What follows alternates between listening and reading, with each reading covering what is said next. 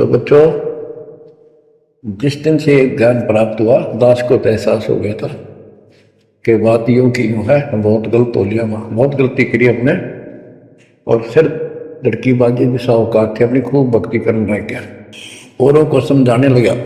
अपने एक tape recorder लिया, जैसा ज्ञान समझ में आ रहा था उसमें भर भर के टेप, छोटी छोटी कैसेट वाली बड़ी बड़ी, वो दी उनको, औरों को बांटने लगा, समझाने लगा।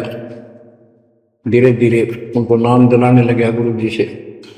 एक दिन गुरुदेव ने दास के ऊपर ही ये भार सौंप दिया।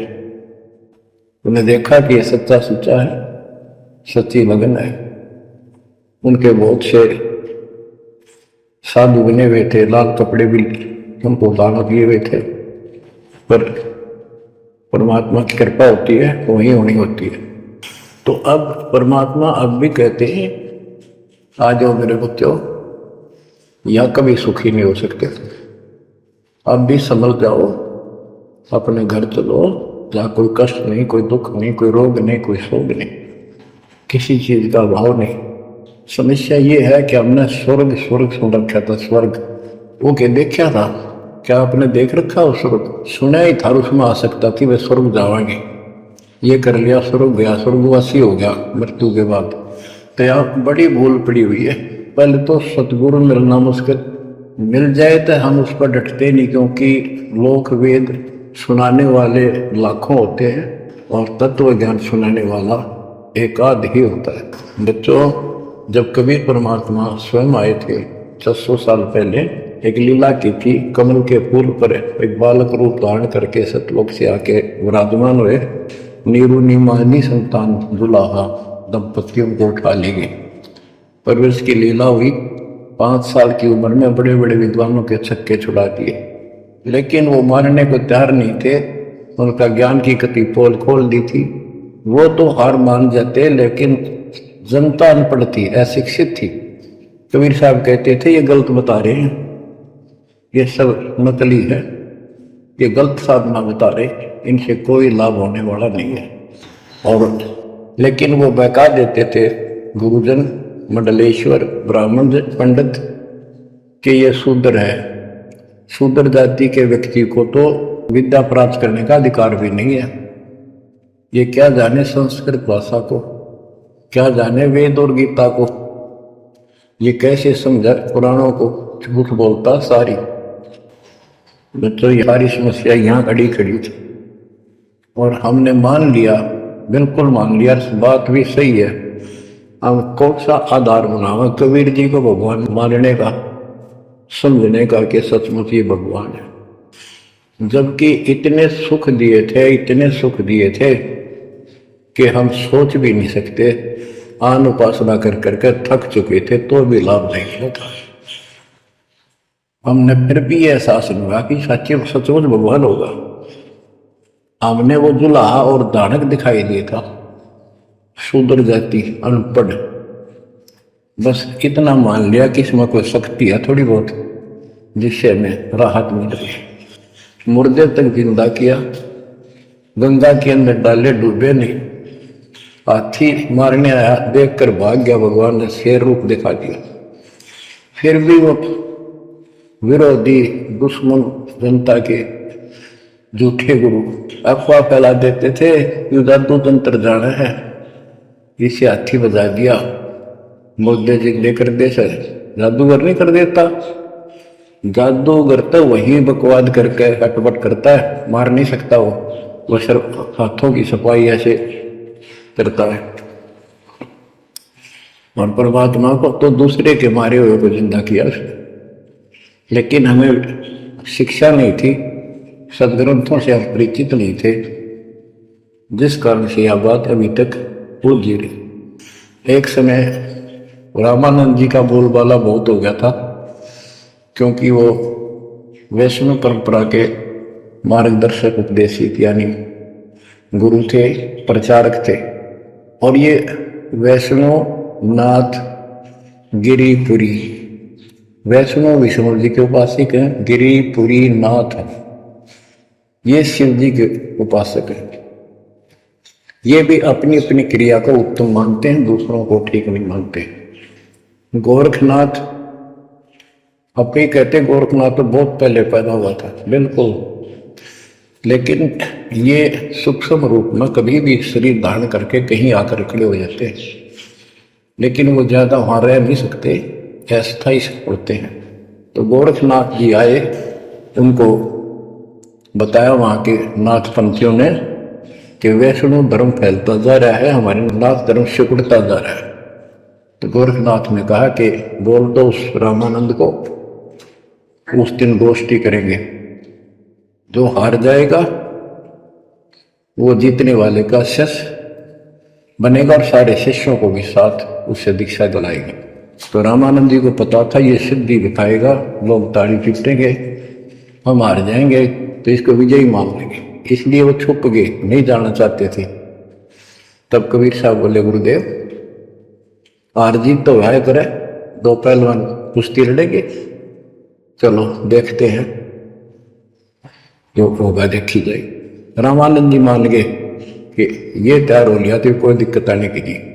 तो उस दिन कोई भी जो रामानंद जी का शिष्य था, उन्होंने अपनी सारा जो दिखावा करते ऊपर का कंठी माला आदि तिलक जो वैष्णव परंपरा का प्रतीक होता है, किसी ने नहीं लगाया, क्योंकि उनको पता था हारेंगे और हमने उनका शिष्य बनना पड़ जाएगा, हमारा पता ना चलेगा कि वैष्णव उपासक है। कबीर साहब बोले तैयार हो। कबीर साहब को पता थी श्रृंगार करे रहेंगे, इससे ऊपर नहीं पड़ने का, हिम्मत ना हारो, चलो पहुंच गए। रामानंद जी ऊपर पैड़ी पे स्टेज बना रखी, कबीर साहब अपने गुरु जी के चरणों में नीचे बैठ गए। रामानंद जी और गोरखनाथ जी का अलग से आसन लगा रखा सामने, गोष्ठी उन दो में होनी थी, और साथ में उसने त्रिशूल रखते थे, 6-7 फुट का त्रिशूल गाड़ रखा गोरखनाथ। जब ज्ञान की चर्चा हुई, कबीर साहब बोले कि गोरखनाथ जी पहले मेरे से बात करो, मुझे हरा दो, फिर मेरे गुरु जी तक जाना, पहले चेलों से लड़ो। बात की ही परमात्मा बोले कौन ब्रह्मा का पिता है, कौन विष्णु की मां, शंकर का दादा कौन है, हमको दे बता। नाथ जी लग गया, वो अटपट कर गया। उसने सोचा कि ऐसे नहीं मानेगा, कहते त्रिशूल के ऊपर अच्छे उड़ के ऐसे आसन पद्म लगाए और त्रिशूल के ऊपर बैठ गया गोरखनाथ सिद्धि से, और कहने लगा मेरे साथ गोष्ठी करनी है तो इसके मेरे बराबर आके बैठो। कबीर साहब बोले गोष्ठी का अर्थ होता डिबेट, ज्ञान चर्चा, ये ड्रामेबाजी नहीं। नाथ जी बोले कि जब तुम्हारे कुछ हो तो करो, नहीं तो हार मान लो, दुनिया को मूर्ख बनाते हो। कबीर साहब जेब में डाल के ले गए थे, जैसे आज चरखे पकाता करते सूत, वह कम से कम 150 फुट लंबा धागा होता था उसमें, उसको कुकड़ी बोला करते हरियाणा में, अंग्रेजी में रील बोलना। परमात्मा ने जेब से वह कुकड़ी निकाल ली, एक एंड उस धागे का पकड़ा, सिरा आकाश में फेंक दी, वह उधड़ती चलेगी अनबंडल होती हुई, 150 फुट ऊपर जाके अंतिम सिरा हो गया और वो धागा छोड़ दिया, ऐसे डट गया।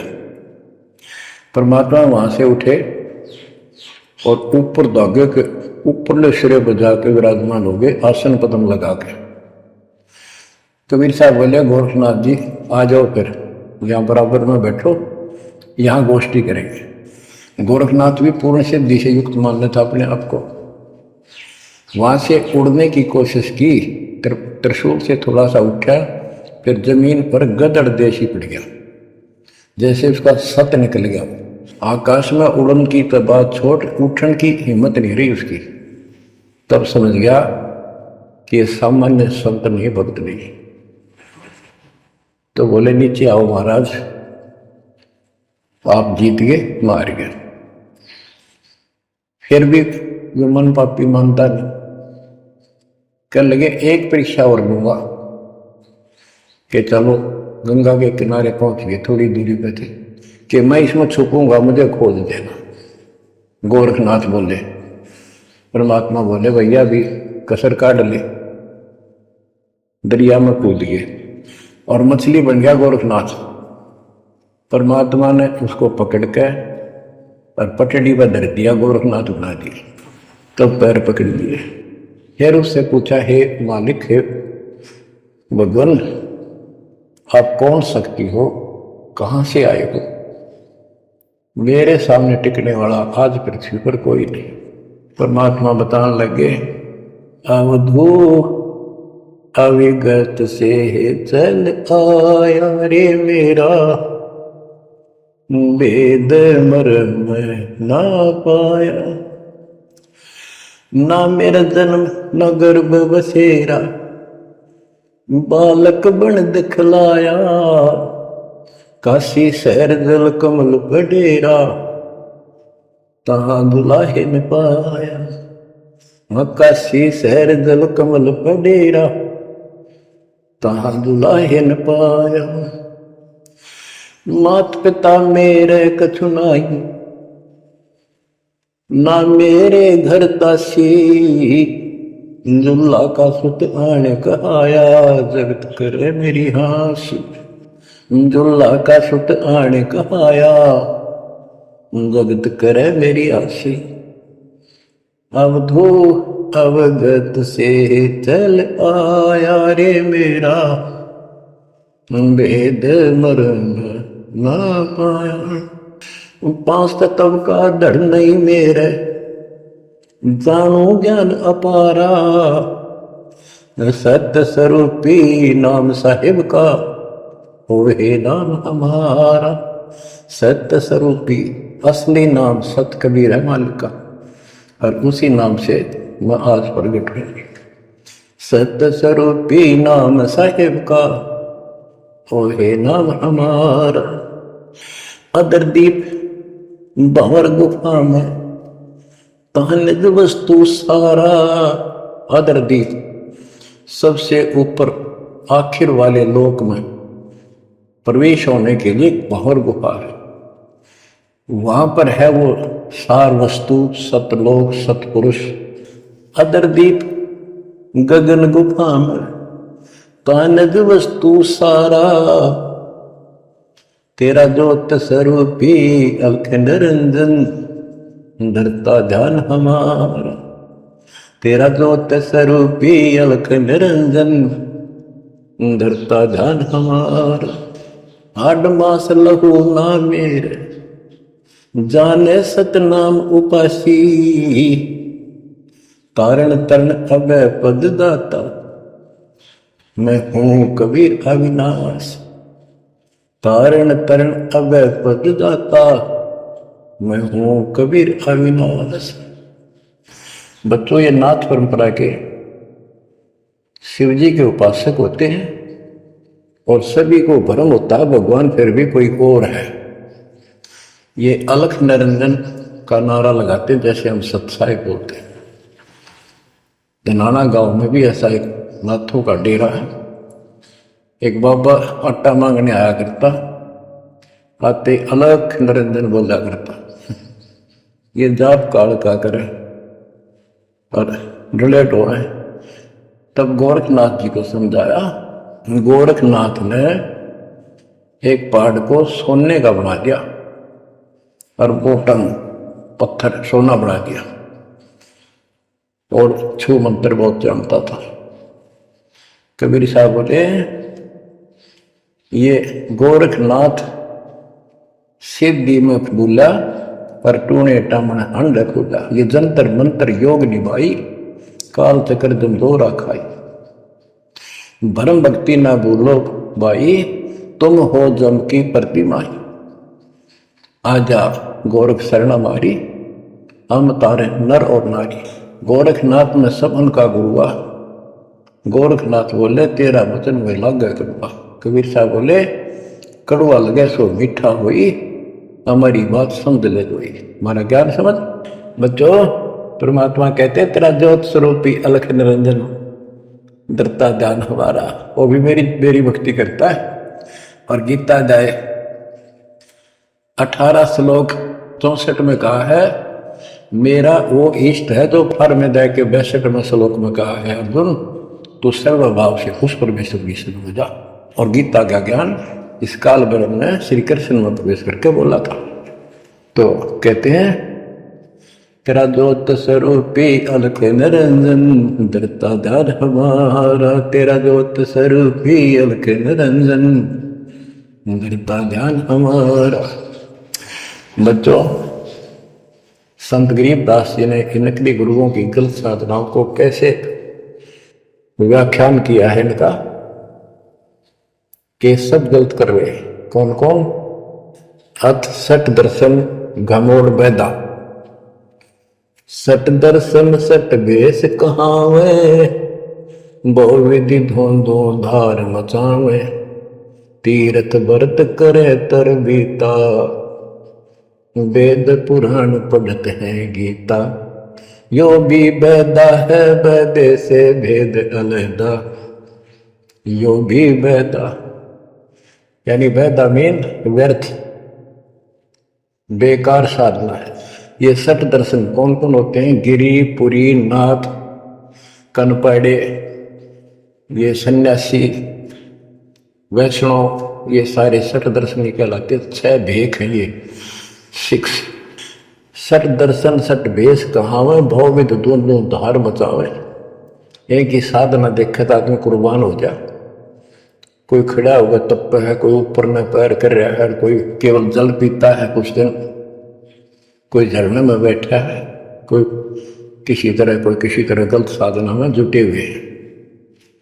और तीर्थ व्रत करें तरबीता, जो गीता में मना व्रत कर रहा, तीर्थ नहीं जाना चाहिए। और वेद पुराण पढ़ लेते हैं, गीता भी पढ़ रहे, वेद भी पढ़ रहे और पुराण भी पढ़ते हैं, हर सारा काम उनके विपरीत करते हैं। 4 संप्रदाय 52 द्वारे, जिन्हों नहीं निज नाम बचाया, माला घाल हुए हैं मुक्ता, सटल हुआ पाई भक्ता। 4 संप्रदाय 52 द्वारे, जिन्होंने नहीं निज नाम विचारे। इन्होंने परमात्मा के सच्चे ज्ञान नाम को कभी सोचा नहीं, उस पर विचार नहीं किया। और माला घाल हुए हैं मुक्ता, गल में माला पैर दी, 36 प्रकार के बाह्य ढोंग बना लिए।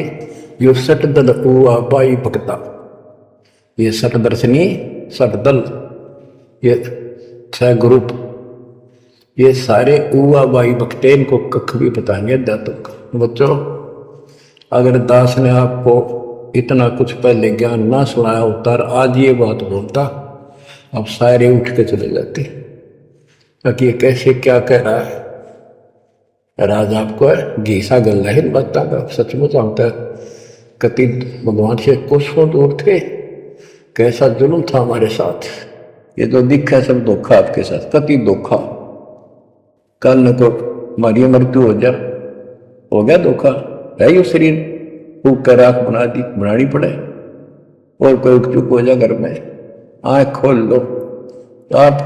आपके परिवार की सुरक्षा भी पूरे सतगुरु के माध्यम से कबीर साहब की शरण में रहने से होगी। और जब तुमने बकवाद कर दी, चोट कर दिखाओगे। परमात्मा बालक नहीं है, अड़ंगेन इकट्ठा करके ले जाते ये सतलोक तो 64 लाख हो गए थे 600 साल पहले, 1 सेकंड में ले जा सकते थे। तो आपको 24 कैरेट का सोना बना के ले जाया जाएगा। ये बन जाओगे तो जाओगे, ना तो यहीं धक्के खाओगे। बच्चों, आज बस इतना ही गुणगान करूंगा। आशा करता हूं डेली सुना करो। देखो, मैं भी अगर दोस्ता में आलस नहीं करता ना, तो मैं भी तो हार मान सकूं। और आपके लिए सब कुछ करवा रहा परमात्मा, इसको हल्के में ना लो। तो समझा है तो सर दर पाओ, बहुर नहीं रह सकता। परमात्मा आपको मोक्ष दे बच्चों, सदा सुखी रहो। आइए अब देखते हैं पुस्तक मुक्ति बोध से पेज नंबर 206 से राबी की कथा। उपरोक्त वाणियों का सरलार्थ, प्रत्येक जीवात्मा सतलोक से काल लोक में अपनी गलती से आया है। सतलोक में वृद्ध अवस्था तथा मरण नहीं था, सब सुख था। बिना कर्म किए सर्व सुविधाएं जो काल लोक के स्वर्ग महास्वर्ग में भी नहीं है, वे सतलोक में प्रत्येक हंस आत्माओं को मुफ्त में प्राप्त थी। काल लोक के स्वर्ग तथा महास्वर्ग यानी ब्रह्मलोक में सुख सुविधा मोल मिलती है, साधक की कमाई के बदले मिलती है, मूल्य भी काल का मनमाना है, कमीशन 25% लगभग से है, सतलोक में मृत्यु नहीं है, काल लोक में मृत्यु अवश्य है, जो बुरी बात है। मृत्यु से भी बुरी बात वृद्ध अवस्था है, जो सतलोक में नहीं है। राबी वाली आत्मा कलयुग में ऋषि गंगाधर की पत्नी दीपिका थी, जिसने सतयुग में लीला करने आए बालक रूप कबीर जी के पालन पोषण की सेवा करके शुभ कर्म बनाए थे। त्रेता युग में ऋषि गंगाधर वाली आत्मा ऋषि वेद विज्ञ रूप में जन्मे तथा दीपिका वाली आत्मा सूर्या रूप में जन्मी। ऋषि वेद विज्ञ से विवाह संस्कार हुआ। त्रेता युग में कबीर परमेश्वर जी ऋषि मुनिंदर नाम से प्रकट रहे। त्रेता युग में लीला करने आए कबीर परमात्मा सतयुग की तरह कमल के फूल पर नवजात शिशु के रूप में प्रकट हुए थे। वहां से ऋषि वेद विज्ञानी संतान थे, वे अपने घर लाए थे। उसकी पत्नी सूर्या ने कबीर परमात्मा बालक के पालन पोषण की सेवा करके फिर शुभ कर्म बनाए थे। दीपिका वाली आत्मा कलयुग में राबी नाम की लड़की मुसलमान धर्म में उत्पन्न हुई, परमात्मा की भक्ति में दृढ़ हो गई थी। विवाह करवाने से भी मना कर दिया था, क्योंकि उस पुण्यात्मा को सतगुरु कबीर जी जिंदा बाबा के वेश में मिले थे। जिस समय जंगल में पशुओं का चारा लेने अन्य महिलाओं के साथ गई थी, परमात्मा कबीर जी ने उसी जंगल में अपनी शक्ति से एक छोटी सी तलाई यानी जोड़ी बनाई, उसके चारों ओर छोटी बगीची बनाई, एक झोपड़ी बनाई। वहां एक जिंदा बाबा के वेश में विराजमान हुए। लड़की घास काटती हुई अकेली उस ओर चली गई। साधु को देखकर प्रभावित हुई, उसको सलाम वालेकुम कहा, ज्ञान सुनाने का आग्रह किया। परमात्मा ने 1 घंटा ज्ञान सुनाया। लड़की को विशेष प्रेरणा हुई, दीक्षा लेने की प्रार्थना की। सतगुरु ने कहा कि बेटी 2 दिन और सत्संग सुन, फिर दीक्षा दूंगा, परंतु किसी को मेरे विषय में मत बताना कि वहाँ कोई बाबा रहता है। Page number 207। लड़की राबी ने 2 दिन और अकेली जाकर सत्संग सुना, दीक्षा ली। लड़की घर गई। परमात्मा ने कहा था कि अब मैं यहाँ से चला जाऊंगा, तू भक्ति ना छोड़ना। लड़की ने 4 वर्ष तक परमात्मा द्वारा बताई साधना की। बाद में सत्संग के अभाव के कारण सत्य साधना त्याग कर अपने धर्म वाली साधना करने लगी। जब तक उसकी आयु 16 वर्ष हो गई थी, माता पिता ने विवाह करने का पक्का इरादा कर लिया। लड़की भी अपनी जिद पर डटी थी। माता पिता ने कहा कि जवान बेटी को घर पर नहीं रखा जा सकता, यदि तू हमारी बात नहीं मानेगी तो हम दोनों आत्महत्या कर लेंगे। तेरे को 4 दिन का समय देते हैं, विचार करके बता देना। लड़की राबी ने विचार किया कि विवाह कर लेती हूँ। पति से निवेदन करूंगी कि मैं संतान उत्पत्ति क्रिया नहीं करूंगी, मैं भक्ति करके उद्धार करवाना चाहती हूँ। आप अपना और विवाह कर लो, यदि नहीं मानेगा तो जीवन लीला का अंत कर लूंगी। लड़की ने माता पिता से विवाह करने के लिए हाँ कर दी। एक अधिकारी से राबी देवी का विवाह हुआ। वह मुसलमान अधिकारी परमात्मा से डरने वाला था, परंतु भक्ति विशेष नहीं करता था। विवाह के पश्चात रात्रि के समय पति ने मिलन करने को कहा तो लड़की ने स्पष्ट शब्दों में मना कर दिया कि मैं मिलन नहीं करूंगी, मैं भक्ति करना चाहती हूँ। आप चाहे तो अपना अन्य विवाह कर लो, मेरे को एक झोपड़ी आपके आंगन में बनवा देना, मैं गुजारा कर लूंगी। पति ने बड़ी सभ्यता से परमात्मा से डर कर कहा कि राबी, यदि किस लिए किया, यानी तूने विवाह किस लिए किया? राबी ने कहा कि मेरे माता पिता की इज्जत की ओर देखकर उन्होंने मरने की ठान ली थी। समाज के डर से वे अपने प्राण देने को तैयार थे, तो मैंने यह फैसला लेना पड़ा। अब यदि आप पति का अधिकार जानकर बलपूर्वक मिलन करोगे तो मैं आत्महत्या कर लूंगी, यह मेरा अंतिम निर्णय है। पति ने कहा, राबी, अच्छी बात है कि आप परमात्मा के लिए कुर्बान हैं, परंतु मेरे माता पिता की भी इज्जत, हमारा भी समाज में सम्मान है। मेरा भी निर्णय सुन ले, घर से बाहर बिना आज्ञा के नहीं जाएगी। भक्ति कर, समाज की दृष्टि में मेरी पत्नी रहेगी, मेरे लिए मेरी बहन रहेगी, किसी वस्तु का अभाव नहीं रहने दूंगा। आप भक्ति करो, मेरे को भी पुण्य लाभ प्राप्ति सेवा करने से मिलेगा। मैं अन्य विवाह कर लूंगा। राबी के सामाजिक पति ने अन्य विवाह कर लिया। राबी साध्वी को बहन के समान रखा, उसकी प्रत्येक सुख सुविधा का ध्यान रखा। जब राबी की 55-60 वर्ष के आसपास आयु हुई तो मुसलमान धर्म के अनुसार हज करने का मन बनाया। अपने पति उर्फ मुंह बोले भाई से अपनी इच्छा बताई, जो उसने सहर्ष स्वीकार कर ली। गांव के अन्य व्यक्तियों के साथ रावी साध्वी को भी भेज दिया। सब चले जा रहे थे। रास्ते में एक कुआं आया। उसके पास जल निकालने का साधन रस्सा तथा बाल्टी नहीं थी। लग रहा था कि बाल्टी किसी यात्री की गलती से कुएं में गिर गई थी। वहां एक कुतिया प्यासी खड़ी थी। देवी राबी समझ गई कि कुतिया बहुत प्यासी है, लगता है आसपास इसके बच्चे भी हैं जो छोटे हैं, चलने भी नहीं लगे हैं। साथ वाले हज यात्रियों ने पानी पीना चाहा, परंतु रस्सा बाल्टी न होने के कारण आगे को चल दिए। उन्हें मालूम था कि आगे भी कुआं है।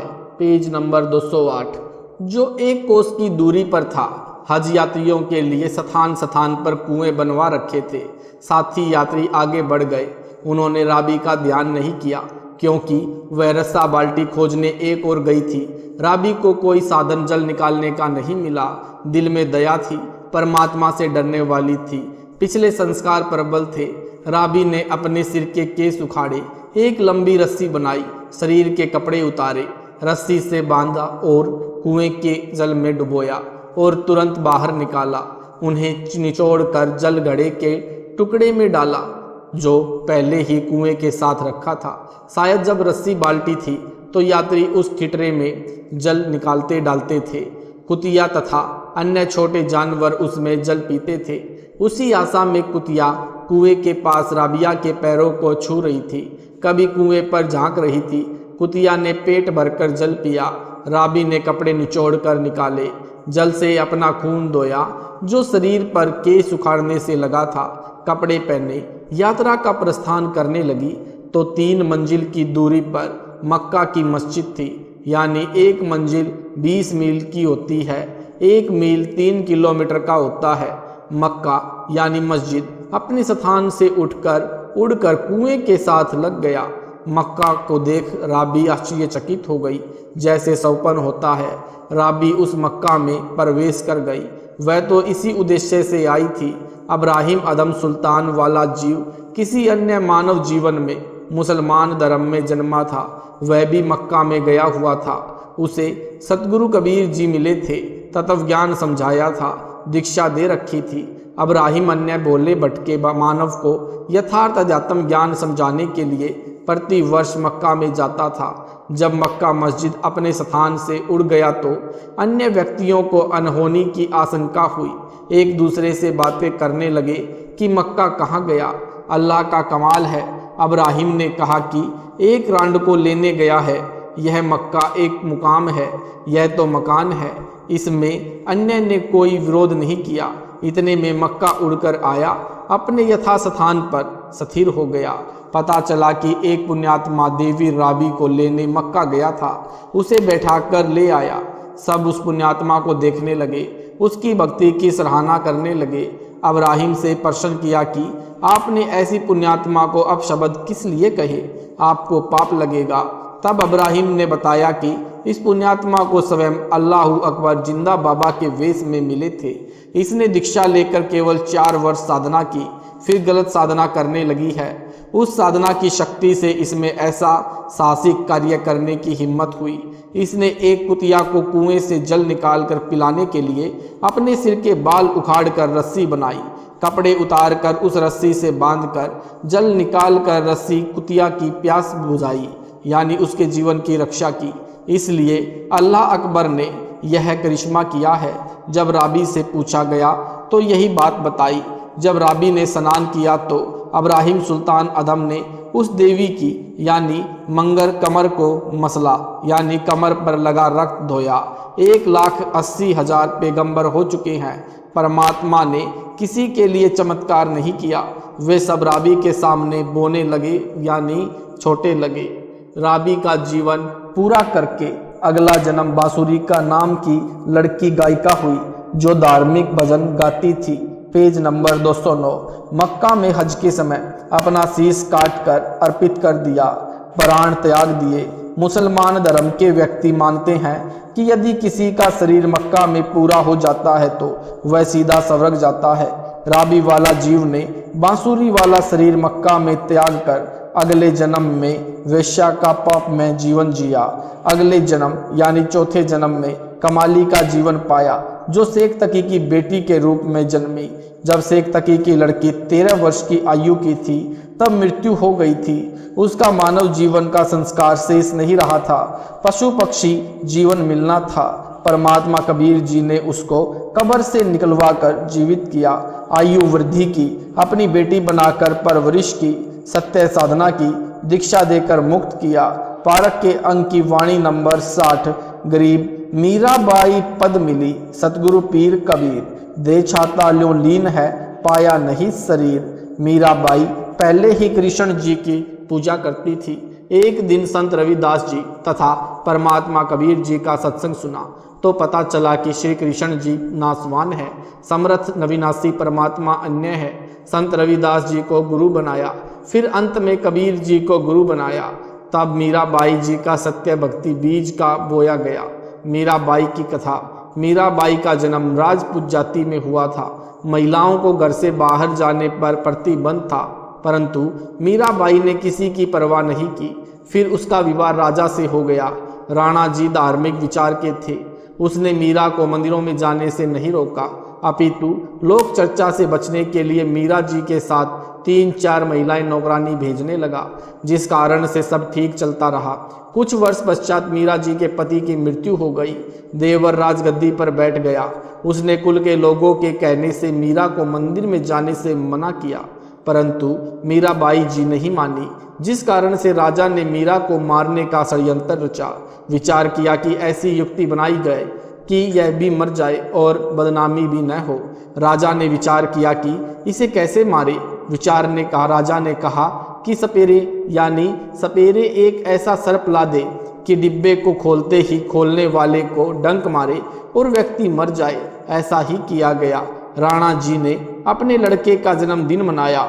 उसमें रिश्तेदार तथा अन्य गणमान्य व्यक्ति आमंत्रित किए। राजा ने मीरा जी की बांदी यानी नौकरानी से कहा कि ले, यह बेशकीमती हार है, मेरे बेटे का जन्मदिन है, दूर दूर से रिश्तेदार आए हैं। मीरा को कह दे कि इस सुंदर कपड़े पहनकर इस हार को गले में पहन ले, नहीं तो रिश्तेदार कहेंगे कि अपनी भाभी जी को अच्छी तरह नहीं रखता है, मेरी इज्जत बेइज्जती का सवाल है। बांदी ने उस आभूषण के डिब्बे को मीराबाई को दिया और राजा का आदेश सुना दिया। Page number 210। उस आभूषण के डिब्बे में विशेला काले सफेद रंग का सर्प था। मीरा ने बांदी के सामने ही उस डिब्बे को खोला। उसमें हीरे मोतियों से बना हार था। मीराबाई ने विचार किया कि यदि मैं हार नहीं पहनूंगी तो व्यर्थ का झगड़ा होगा, मेरे लिए तो यह मिट्टी है। यह विचार करके मीरा जी ने वह हार गले में डाल लिया। राजा का उद्देश्य था कि आज सर्पदंश से मीरा की मृत्यु हो जाएगी तो सबको विश्वास हो जाएगा कि राजा का कोई हाथ नहीं है। हमारे सामने सर्प डसने से मीरा की मृत्यु हुई है। कुछ समय उपरांत राजा मंत्रियों सहित तथा कुछ रिश्तेदारों के सहित मीराबाई के महल में गया तो मीराबाई जी के गले में सुंदर महंगा हार देखकर राणा बौखला गया और बोला, बदचलन, यह हार किस यार से लाई है। मीराबाई जी की आंखों में आंसू थे। बोली कि आपने ही तो बांदी के द्वारा भिजवाया था, वही तो है। बांदी को बुलाया तथा पूछा कि वह डिब्बा कहाँ है। बांदी ने पलंग के नीचे से निकाल कर दिखाया। यह रहा राजा जी, जो आपने भेजा था। राजा वापिस आ गया। राजा ने सोचा कि अब की बार इसको विष में अपने सामने पिलाऊंगा, नहीं पिएगी तो सिर काट दूंगा। मीराबाई को विष से मारने की व्यर्थ कोशिश। एक सपेरे से कहा कि भयंकर विष ला के दे, जिसे जीभ पर रखते ही व्यक्ति मर जाए। ऐसा विष लाया गया। राजा ने मीरा से कहा कि यह विष पी ले, अन्यथा तेरी गर्दन काट दी जाएगी। मीरा ने सोचा कि गर्दन काटने में तो पीड़ा होगी, विष पी लेती हूँ। मीरा ने विष का प्याला परमात्मा को याद करके पी लिया, लेकिन उन्हें कुछ नहीं हुआ। सपेरा बुलाया और उससे कहा कि यह नकली विष लाया है। सपेरे ने कहा कि यह प्याला कहाँ है। उसे प्याला दिया गया। सपेरे ने उस प्याले में दूध डालकर एक कुत्ते को वहीं पिला दिया। कुत्ता दूसरी बार जीभ भी नहीं लगा पाया, मर गया। राजा ने देख लिया कि यह किसी तरह मरने वाली नहीं है, तब उसको मंदिर में जाने से नहीं रोका। उसके साथ कई नौकरानी तथा पुरुष रक्षक भी भेजने लगा। लोग यह नहीं कहेंगे कि आवारागर्दी में जाती है। मीरा को सतगुरु शरण मिली। जिस श्री कृष्ण जी के मंदिर में मीराबाई पूजा करने जाती थी, उसके मार्ग में एक छोटा बगीचा था। उसमें कुछ घनी छाया वाले वृक्ष भी थे। उस बगीचे में परमेश्वर कबीर जी तथा संत रविदास जी सत्संग कर रहे थे। सुबह के लगभग 10 बजे का समय था। मीरा जी ने देखा कि यहाँ परमात्मा की चर्चा या कथा चल रही है। कुछ देर सुनकर चलते हैं। परमेश्वर कबीर जी ने सत्संग में संक्षिप्त सृष्टि रचना का ज्ञान सुनाया। कहा कि श्री कृष्ण जी यानी श्री विष्णु जी से ऊपर अन्य सर्वशक्तिमान परमात्मा है। जन्म मरण समाप्त नहीं हुआ तो भक्ति करना न करना समान है। जन्म मरण तो श्री कृष्ण जी यानी श्री विष्णु जी का भी समाप्त नहीं है, उसके पुजारियों का कैसे होगा। जैसे हिंदू संत जन कहते हैं कि गीता का ज्ञान श्री कृष्ण अर्थात श्री विष्णु जी ने अर्जुन को बताया। पेज नंबर 211, गीता ज्ञान दाता, गीता अध्याय 2 श्लोक 12, अध्याय 4 श्लोक 5, अध्याय 10 श्लोक 2 में स्पष्ट कर रहा है कि हे अर्जुन, तेरे और मेरे बहुत जन्म हो चुके हैं। तू नहीं जानता, मैं जानता हूँ। इससे सब सिद्ध है कि श्री कृष्ण जी का भी जन्म मरण समाप्त नहीं है, यह अविनाशी नहीं है। इसलिए गीता अध्याय 18 श्लोक 62 में गीता बोलने वाले ने कहा है कि हे भारत, तू सर्वभाव से उस परमेश्वर की शरण में जा। उस परमेश्वर की कृपा से ही तू सनातन परम धाम को तथा परम शांति को प्राप्त होगा। परमेश्वर कबीर जी के मुख कमल से ये वचन सुनकर परमात्मा के लिए भटक रही आत्मा को नई रोशनी मिली। सत्संग के उपरांत मीराबाई जी ने प्रश्न किया कि हे महात्मा जी, आपकी आज्ञा हो तो शंका का समाधान करवाऊं। कबीर जी ने कहा कि प्रश्न करो बहन जी। प्रश्न, हे महात्मा जी, आज तक मैंने किसी से नहीं सुना कि श्री कृष्ण जी से ऊपर कोई भी परमात्मा है। आज आपके मुख से सुनकर मैं दोराहे पर खड़ी हो गई हूँ। मैं मानती हूँ कि संत झूठ नहीं बोलते। परमेश्वर कबीर जी ने कहा कि आपके धार्मिक अज्ञानी गुरुओं का दोष है, जिन्हें स्वयं ज्ञान नहीं कि आपके सदग्रंथ क्या ज्ञान बताते हैं। देवी पुराण के 3 स्कंद में श्री विष्णु जी स्वयं स्वीकारते हैं कि मैं यानी विष्णु, ब्रह्मा तथा शंकर नासवान है। हमारा आविर्भाव यानी जन्म तथा तिरोभाव यानी मृत्यु होता रहता है। लेख समाप्त। मीराबाई बोली कि हे महाराज जी, भगवान श्री कृष्ण मुझे साक्षात दर्शन देते हैं, मैं उनसे संवाद करती हूँ। कबीर जी ने कहा कि हे मीराबाई जी, आप एक काम करो, भगवान श्री कृष्ण जी से ही पूछ लेना कि आपसे ऊपर भी कोई मालिक है। वे देवता हैं, कभी झूठ नहीं बोलेंगे। मीराबाई को लगा कि वह पागल हो जाएगी यदि कृष्ण जी से भी ऊपर कोई परमात्मा है तो। रात्रि में मीरा जी ने भगवान श्री कृष्ण जी का आह्वान किया। त्रिलोकी नाथ प्रकट हुए। मीरा ने अपनी शंका समाधान के लिए निवेदन किया कि हे प्रभु, क्या आपसे भी ऊपर कोई परमात्मा है। एक संत ने सत्संग में बताया है, श्री कृष्ण जी ने कहा कि मीरा, परमात्मा तो है परंतु वह किसी को दर्शन नहीं देता। हमने बहुत समाधि व साधना करके देख ली है। मीराबाई जी ने सत्संग में परमात्मा कबीर जी से यह भी सुना था कि उस पूर्ण परमात्मा को मैं प्रत्यक्ष दिखाऊंगा, सत्य साधना करके उसके पास सतलोक में भेज दूंगा। मीराबाई ने श्री कृष्ण जी से फिर प्रश्न किया, क्या आप जीव का जन्म मरण समाप्त कर सकते हो। श्री कृष्ण जी ने कहा कि असंभव। कबीर जी ने कहा था कि मेरे पास ऐसी भक्ति है, मंत्र है, जिससे जन्म मरण सदा के लिए समाप्त हो जाता है, वह परम धाम प्राप्त हो जाता है, जिसके विषय में गीता अध्याय 15 श्लोक 4 में कहा है कि तत्व ज्ञान तथा तत्वदर्शी संत की प्राप्ति के पश्चात परमात्मा के उस परम धाम की खोज करनी चाहिए, जहाँ जाने के पश्चात साधक फिर लौटकर संसार में कभी नहीं आते। उसी एक परमात्मा की भक्ति करो। मीराबाई ने कहा कि हे भगवान कृष्ण जी, संत जी कह रहे थे कि मैं जन्म मरण समाप्त कर देता हूँ, अब मैं क्या करूँ, मुझे तो पूर्ण मोक्ष की चाहिए है। श्री कृष्ण जी बोले कि मीरा, आप उस संत की शरण ग्रहण करके अपना कल्याण कराओ। मुझे जितना ज्ञान था वह बता दिया। Page number 212। मीरा अगले दिन मंदिर गई, सीधी संत जी के पास अपनी नौकरानियों के साथ जाकर दीक्षा लेने की इच्छा व्यक्त की तथा श्री कृष्ण जी से हुई वार्ता भी संत कबीर जी से समझा कि उस समय छुआछात चरम पर थी। ठाकुर लोग अपने को सर्वोत्तम मानते थे। परमात्मा मान बढ़ाई वाले प्राणी को कभी नहीं मिलता। मीराबाई की परीक्षा के लिए कबीर जी ने संत रविदास जी से कहा कि आप मीरा राठौर को प्रथम मंत्र दे दो, यह मेरा आपको आदेश है। संत रविदास जी ने आज्ञा का पालन किया। संत कबीर परमात्मा जी ने मीरा से कहा कि बहन जी, वो बैठे संत जी, उनके पास जाकर दीक्षा ले ले। बहन मीरा जी तुरंत रविदास जी के पास गई और बोली, संत जी, दीक्षा देकर कल्याण करो। संत रविदास जी ने बताया कि बहन जी, मैं चमार जाति से हूँ, आप ठाकुरों की बेटी हो, आपके समाज के लोग आपको बुरा भला कहेंगे, जाति से बाहर कर देंगे, आप विचार कर लें। मीराबाई अधिकारी आत्मा थी, परमात्मा के लिए मर मिटने के लिए सदा तत्पर रहती थी। बोली, संत जी, आप मेरे पिता, मैं आपकी बेटी, मुझे दीक्षा दो। भाड़ में पड़ो संसार, भाड़ में मरो समाज, कल को कुतिया बनूंगी, तब यह ठाकुर समाज मेरा क्या बचाव करेगा।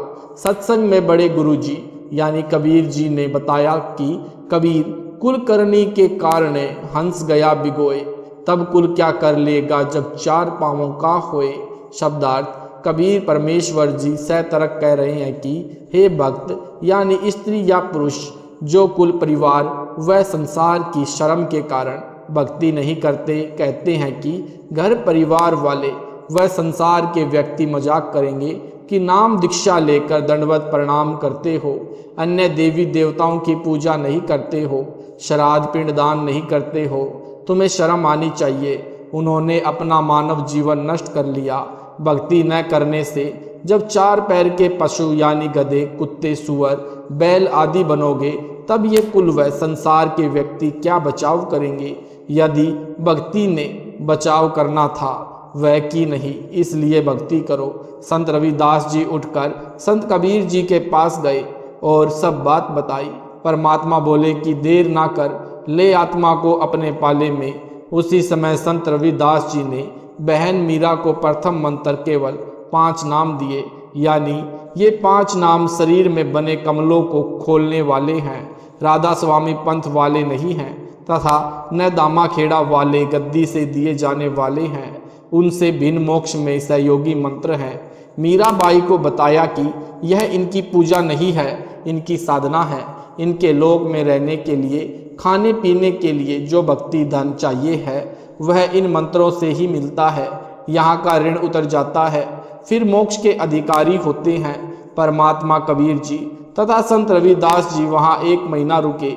मीराबाई पहले दिन में घर से बाहर जाती थी, फिर रात्रि में भी सत्संग में जाने लगी, क्योंकि सत्संग दिन में कम तथा रात्रि में अधिक होता था।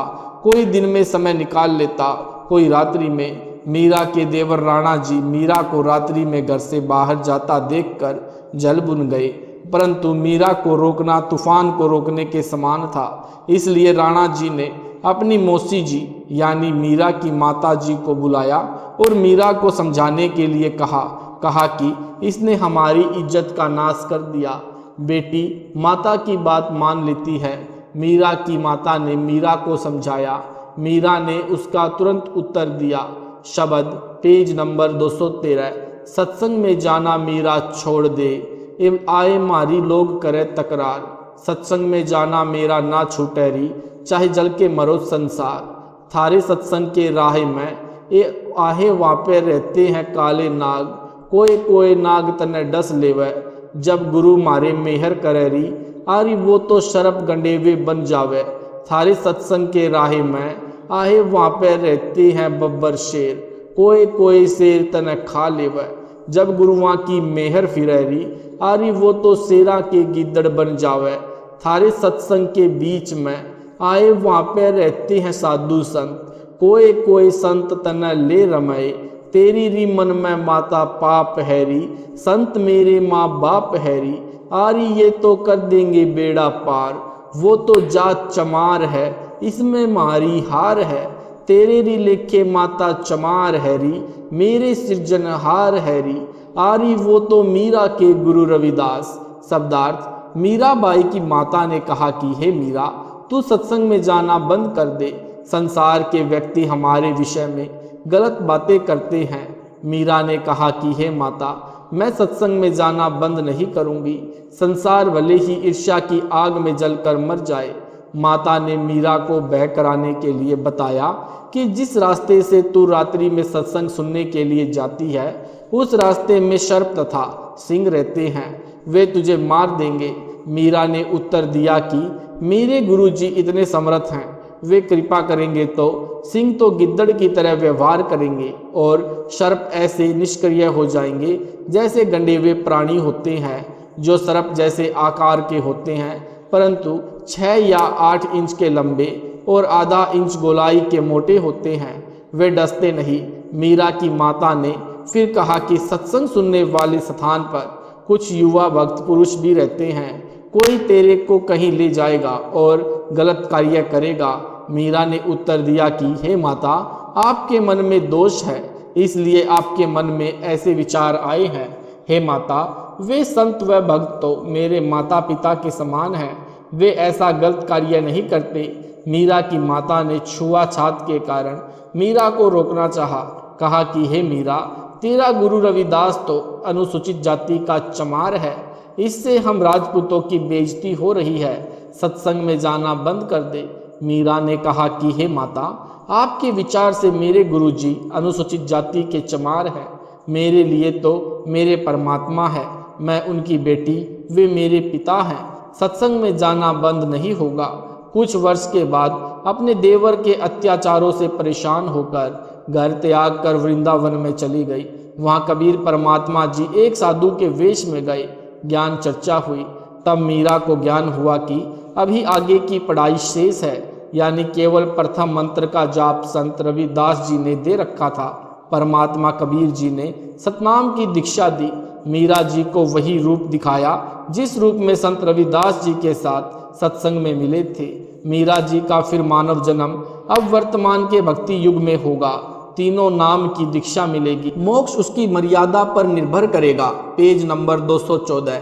यदि आजीवन विश्वास के साथ मर्यादा में रहकर तीनों नामों का जाप करती रही तो मोक्ष निश्चित है। वृंदावन में भी मीरा की आस्था श्री कृष्ण में कुछ थी, इसलिए उसने वृंदावन में जाने का विचार किया था। जब मीराबाई राणा के अत्याचारों से तंग आकर घर त्याग गई थी तो उस क्षेत्र में अकाल मृत्यु महामारी, अकाल की मार शुरू हो गई थी। ज्योतिषियों ने बताया कि आपके नगर से संत रुष्ट होकर चला गया है, जिस कारण से यह उपद्रव हो रहा है। समाधान बताया कि यदि वह संत जीवित मिल जाए और वापस मनाकर प्रसन्न होकर के लाया जाए तो वह आशीर्वाद देकर सब ठीक कर सकता है। राणा ने अपने सभापतियों से प्रश्न किया कि ऐसा कौन संत था जो रुष्ट होकर चला गया। राणा का चाचा यानी मीरा का पितसरा यानी चाचा ससुर भवन सिंह राणा का महामंत्री था तथा परमात्मा का भक्त था। मीराबाई के साथ भोम ने भी संत रविदास जी से नाम लिया था। भोम को एक नौकर राजा ने दे रखा था। उस नौकर ने भी उस समय संत रविदास जी से नाम लिया था। वे पहले मीराबाई के साथ बैठकर परमात्मा की चर्चा घंटों किया करते थे। भवन मीरा को बेटी की तरह तथा साध्वी की तरह सम्मान देता था, परंतु अत्याचारी भतीजे राजा से डरता था। मीरा को सांत्वना देता था कि भक्तों का भगवान रक्षक है। मीरा के चले जाने के पश्चात भवन तथा नौकर बहुत रोते थे, याद करते थे। भोम ने राजा को बताया कि मीरा संत थी, वह चली गई, इस कारण से यह सब अनिष्ट हो रहा है। राणा ने कहा कि उसे कौन ला सकता है, मैं कभी उसे कष्ट नहीं दूंगा, प्रतिज्ञा करता हूँ। 2 सिपाही जो मीरा की निगरानी के लिए छोड़ रखे थे, मीरा के साथ छाया की तरह साथ रहने का आदेश राणा ने दे रखा था। मीरा की प्रत्येक गतिविधि पर नजर रखने को कहा था। दोनों मीराबाई से ज्ञान चर्चा सुना करते, उसके कष्ट में रोया करते थे। कहते थे कि बहन विश्वास रखो, परमात्मा सब देख रहा है। मीरा के अचानक चले जाने से उनकी दशा भी खराब थी, घंटों रोते थे। उन दोनों ने खड़ा होकर सभा में कहा कि हम मीरा को लौटा ला सकते हैं यदि जिंदा मिल गई तो। राजा ने कहा कि यदि नहीं आई तो क्या करोगे? वे बोले कि हम भी लौटकर नहीं आएंगे। दोनों मीराबाई की खोज में निकले। पता लगा कि बहुत सारे संत यानी स्त्री और पुरुष वृंदावन में रहते हैं। वहां मीराबाई मिल गई। लौट चलने की प्रार्थना की। बताया कि राजा के राज में उपद्रव हो रहे हैं। ब्राह्मणों ने बताया कि मीरा वापस आएगी तो सब ठीक होगा। राणा ने कहा कि आगे से मीरा को कोई कष्ट नहीं दूंगा, आप चलो। मीरा ने कहा कि भाई अब नहीं जाऊंगी। उन्होंने कहा कि यदि आप नहीं चलोगी तो हम प्रतिज्ञा करके आए हैं कि यदि मीरा जीवित मिल गई तो हमारी बात को मान लेगी। राणा ने कहा था कि यदि नहीं आई तो क्या करोगे? हमने कहा कि हम भी नहीं आएंगे। बहन जी हमारे परिवार की ओर देख कर चलो। मीराबाई बोली कि यदि मैं संसार छोड़ कर गई होती तो भी लौट जाते। सिपाहियों ने कहा कि फिर लौटना ही था। उसी समय मीरा जी ने एकातार यानी एक तार वाला यंत्र यानी एक तारा उठाया। परमात्मा की स्तुति करने लगी। आंखों से प्रेम के आंसू बहने लगे। उसी समय श्री कृष्ण जी की मूर्ति में समा गई। दोनों नौकरों ने लौटकर राणा को सभा में बताया। Page number 215। उस समय राजा अपने महामंत्री भवन के साथ शिकार खेलने जाने वाले थे। भोम तलवार तीर लेकर तैयार था। उसके घोड़े को भक्त नौकर पकड़कर खड़ा था। भवन मंत्री सभा में बैठा था। नौकरों से राजा ने प्रश्न किया कि मिली मीरा? नौकरों ने कहा कि मिली थी, मना कर दिया, भगवान की मूर्ति में समा गई। राजा अहंकारी था। उसने कहा कि बाहर जाकर चरित्रहीन हो गई होगी, मुसलमान खत्म कर लिया होगा, इसलिए धरती में गड़ गई। जब जनता वह संत थी ऊपर आकाश में स्वर्ग में जाती।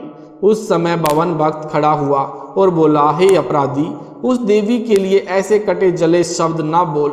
यदि वह ऊपर चली जाती तो भी तूने नहीं मानना था। तेरा पाप नहीं मानने देता। मैं जा रहा हूँ, स्वर्ग में देख ले। बोम सबके सामने घोड़े पर सवार हो गया। तलवार भी हाथ में थी।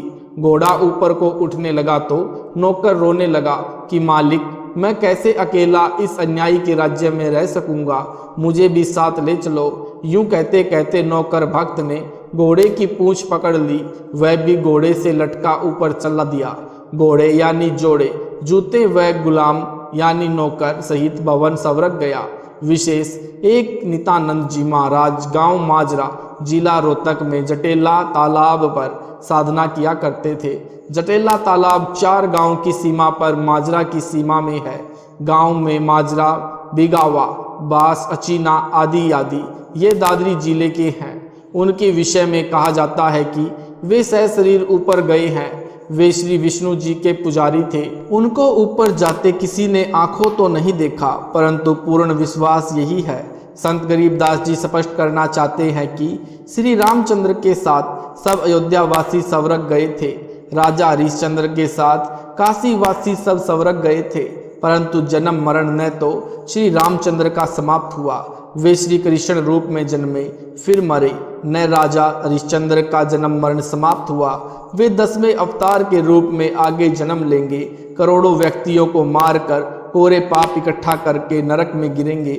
नित्यानंद जी तथा भोम जैसों की गिनती क्या की जाए। केवल कबीर परमात्मा की सत्य साधना 3 बार दीक्षा वाली अधिकारी से लेकर करने से जन्म मरण सदा के लिए समाप्त हो जाता है। यानी वर्तमान में मेरे यानी संत रामपाल के अतिरिक्त विश्व में किसी को 3 बार की दीक्षा देने का अधिकार नहीं है। यह वीडियो के माध्यम से मेरा इलेक्ट्रॉनिक शरीर हजारों वर्ष कलयुग में दीक्षा देगा। अरब खरब मानव यानी स्त्री और पुरुष जो दीक्षा लेकर मर्यादा में रहकर आजीवन भक्ति करेंगे तो मोक्ष में कोई शंका नहीं है। सत साहिब जी, इस वीडियो के बनाने का उद्देश्य हमारा किसी को भी नीचा दिखाना या किसी की भावनाओं को ठेस पहुंचाने का नहीं है। इस वीडियो के बनाने का उद्देश्य हमारा आध्यात्मिक ज्ञान को संसार के जन जन तक पहुंचाना है, जिससे हर किसी को परमात्मा की प्राप्ति हो सके।